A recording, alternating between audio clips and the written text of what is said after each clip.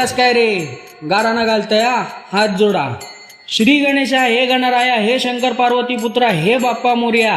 आज आम्ही तू काय गाराणा घालतो होता ऐकून घे रे महाराजा. यो महाराष्ट्र आमची आन बान शान असणारो महाराष्ट्र, दिल्लीचो तख्त राखणारो महाराष्ट्र, सगळ्यात एक नंबरान येणारो महाराष्ट्र. याचो या वैभव असाच कायम ठेव रे महाराजा. सध्या महाराष्ट्रात एक नवीन संकट इला. या पक्षातून त्या पक्षात कोलांटी उडे मारून सत्तेचो मलिदो खाऊची स्पर्धा जोरात चालली. या स्पर्धेत महाराष्ट्राच्या हिताचो महाराष्ट्राच्या प्रश्नाचो पार चक्काचूर झालो. या सगळ्यावर तुझी नजर असाच ती अशीच ठेव आणि या महाराष्ट्राची वाट लावणार का कायमचा घरात बसव रे महाराजा. महाराष्ट्रातलो शेतकरी सध्या संकटात. पावसान तोंड फिरवल्याना पीक पाण्याची ऐशी तैशी झाली.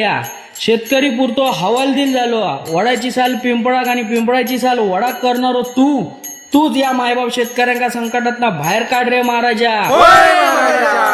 बेरोजगारी वाढता, शिकलेली पोराडोरात देशोधडीक लागली. बेरोजगारांचो आकडो वाढतच चाललो. हक्काचो उद्योग परराज्यात चालले. सरकाराक त्याचा काय पडलेला नाही महाराजा. महागाई भ्रष्टाचाराचो भस्मासूर वाढताच. या सगळ्यात महाराष्ट्रात चारी बाजून कोंडीत पकडूचो प्रयत्न होता.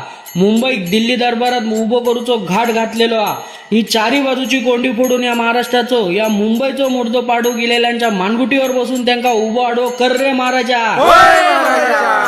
आणि उभ्या महाराष्ट्रावर बाहेर बुतूरच्या कोणाची वाकडी तिकडी नजर असतात तर त्याका काळो निळो करून देशाच्या वयवाटीच्या बाहेर काढ रे महाराजा.